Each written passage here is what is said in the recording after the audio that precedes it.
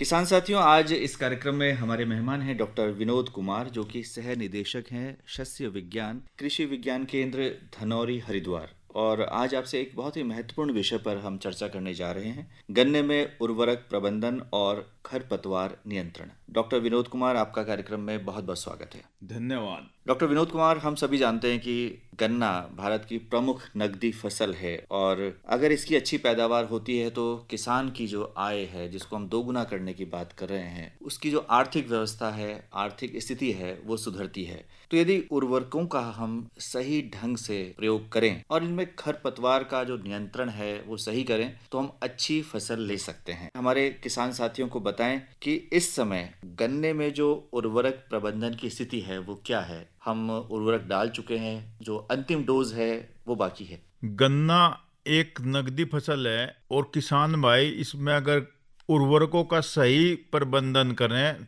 तो निश्चित रूप से उनकी पैदावार बढ़ेगी, क्योंकि किसान भाई कुछ जानकारी के अभाव में उर्वरकों का सही तरीके से प्रबंधन नहीं कर पाते।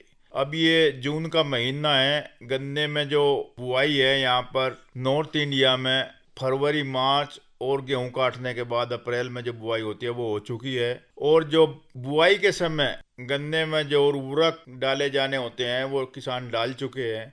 अब एक नाइट्रोजन की एक बची हुई डोज, जो 25% की बची हुई डोज रह रही है, वो किसान भाई से बरसात आने से पहले पहले डाल दें। ब्रॉडकास्टिंग छिड़कवा विधि के द्वारा ये सही तरीके से डाल लेंगे तो अच्छा लाभ होगा, क्योंकि इसके खरपतवारों के साथ उर्वरक प्रबंधन भी बहुत जरूरी है। अगर उर्वरक प्रबंधन ठीक होगा आपका तो हमारी लागत भी कम होगी। जैसे किसान भाई अब ये इस महीने में शाम के समय 19-19 एनपीके का 10 ग्राम प्रति लीटर पानी में घोल बनाकर उसके भी 2 छिड़काव कर दें तो उससे भी किसान भाइयों की फसल की पैदावार बहुत अच्छी होगी और कीट पतंगे बीमारियों का भी प्रकोप कम होगा। बाकी बचे खरपतवारों की गन्ने में भी बहुत समस्याएं हैं। आजकल जो श्रमिकों का भी अभाव है, तो खरपतवारों को हम 2 भागों में बांट सकते हैं। एक तो चौड़ी पत्ती वाले खरपतवार, एक संकरी पत्ती वाले खरपतवार। जो चौड़ी पत्ती वाले खरपतवार हैं उसमें post emergence 2,4-D 1 kilogram 2,4-D बुआई के 55-60 दिन बाद उसका एक छिड़काव, जैसे गन्ने में जो बेल होती हैं, बेल काफी नुकसान कर जाती हैं कि वो पूरे तने पर लिपट जाती हैं और गन्ने की जो टिलरिंग है वो बहुत कम हो जाती है, पोषक तत्वों को चूस जाती है। तो खरपतवारों के कारण ही गन्ने में 20 से लेकर 50% तक की पैदावार में हानि हो जाती है। अगर खरपतवार नियंत्रण किसान भाई ठीक तरीके से कर ले तो उससे किसान भाई की निश्चित तौर पर पैदावार बढ़ेगी और उसकी आमदनी बढ़ेगी, लागत भी कम होगी। तो इन रसायनों के द्वारा हम खरपतवारों का नियंत्रण करें तो गन्ने में जो बेल है की मुख्य समस्या है, चौड़ी पत्ती वाले खरपतवार है, बथुआ है, खरबथुआ है, जो उनसे और भी जिनकी पत्तियां चौड़ी होती हैं, और कुछ संकरी पत्ती वाले खरपतवार हैं जैसे मोथा कहते हैं, साइप्रस रोटेंडस वैज्ञानिक नाम है इसका। इसकी बहुत बड़ी गन्ने में समस्या है और इसके खुदाई करने से भी अगर किसान भाई इसको शाम को हल्की सी बारिश भी हो जाए तो ये फिर जड़ पकड़ जाता है। तो इसका रासायनिक विधि द्वारा भी हम नियंत्रण करें तो ज्यादा बेटर है।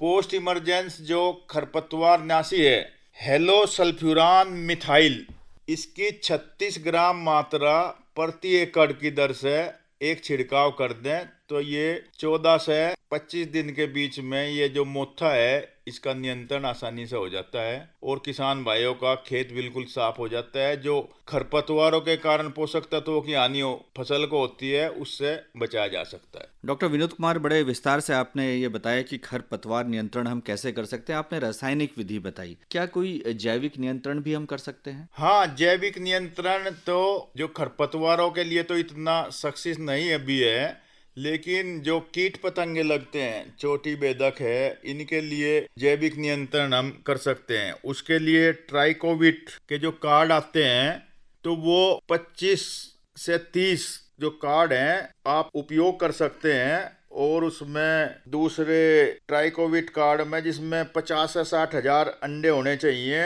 और 10 दिन के अंतराल पर 4-5 बार उनको लगाना भी चाहिए। चोटी बेधक नियंत्रण के लिए होता है वो, और 60 दिनों के बाद बुआई के वो लगाए जाते हैं।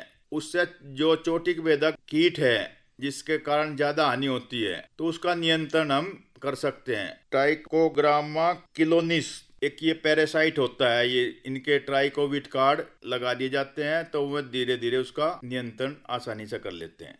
डॉक्टर विनोद कुमार, जैसे कि आपने उर्वरक प्रबंधन की बात की, तो ये जो उर्वरकों की जो पूरी मात्रा है हमें बरसात से पहले दे देनी चाहिए? हाँ, बरसात से पहले सारी उर्वरकों की मात्रा दे देनी चाहिए, क्योंकि बरसात शुरू होने पे फिर कोई फसल में इतना लाभ नहीं होता कि बुआई के 90-100 दिन तक उर्वरकों की सारी मात्रा दे देनी चाहिए। और जब भी हमें फिर बाद में भी अगर कभी नाइट्रोजन की कमी महसूस दिखाई दे फसल में, तो 2% यूरिया का घोल बना के उसका फसल पर छिड़काव कर दें। छिड़काव हमेशा शाम के समय करें। जी डॉक्टर विनोद कुमार, हम देख रहे हैं और ये सत्यता भी है कि गन्ने की जो उत्पादकता है वो दक्षिणी राज्यों के मुकाबले उत्तराखंड में काफी कम है, तो हम इसको कैसे बढ़ा सकते हैं? देखिए, गन्ना एक ऐसी फसल है जो दक्षिण भारत की फसल है। ये जी तो हमारे किसानों की मेहनत और वैज्ञानिकों का ये कारण मिलों की स्थापना इधर उत्तर भारत में ज्यादा हुई, जिसके कारण गन्ने को हम अच्छी तरह से उगा रहे हैं। तो इसमें हमें सबसे ज्यादा सावधानी एक तो प्रजातियों पे शुरू में रखना पड़ता है। कौन सी प्रजाति जो इस क्षेत्र के लिए लगाने वाली प्रजाति है उन्हीं की बुआई करें। G0238 है और CO 15023 है। नई प्रजाति हैं COS 13235 है। तो नई नई कई प्रजातियां हैं जो शीघ्र पकने वाली हैं और इनकी पैदावार भी 800,000 क्विंटल प्रति हेक्टर है।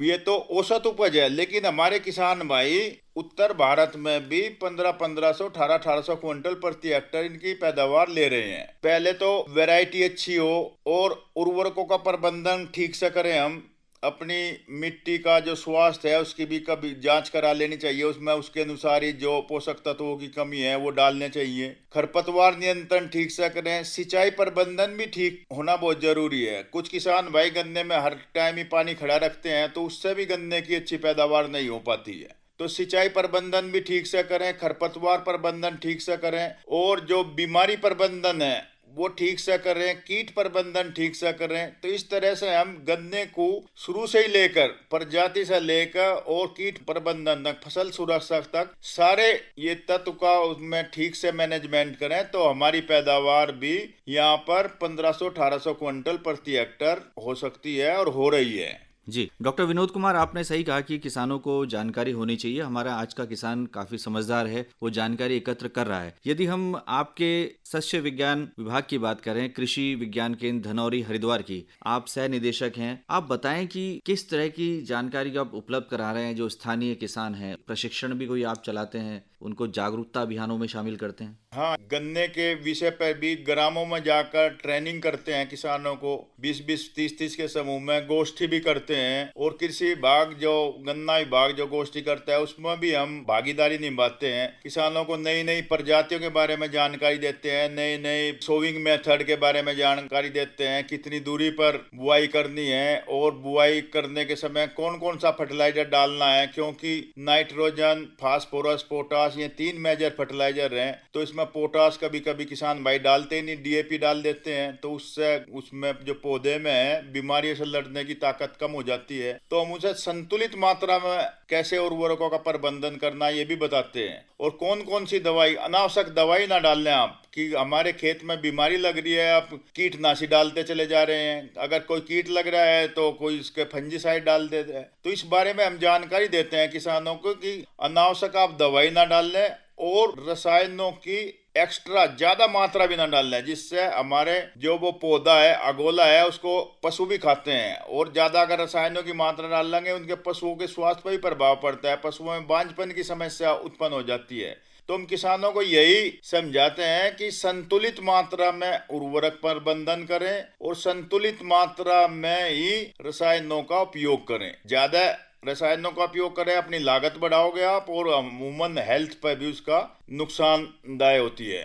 तो किसानों को हम अपने सेंटर पर भी बुलाते हैं, वहां पर भी उनको गन्ने के बारे में जानकारी देते हैं। तो समय समय पर जिस किसान भाई को जैसे भी जरूरत होती है फोन के द्वारा तो वो फोन कर लेता है, जो समस्या होती है उसे फोन के द्वारा भी वही तत्काल उसकी समस्या का समाधान कर देते हैं। तो डॉक्टर विनोद कुमार, आज आपने बहुत ही महत्वपूर्ण जानकारी हमारे किसान साथियों से साझा की कि गन्ने में उर्वरक प्रबंधन और खरपतवार नियंत्रण हमें किस प्रकार करना चाहिए। आकाशवाणी स्टूडियोज में आने पर आपका बहुत बहुत आभार, बहुत बहुत धन्यवाद।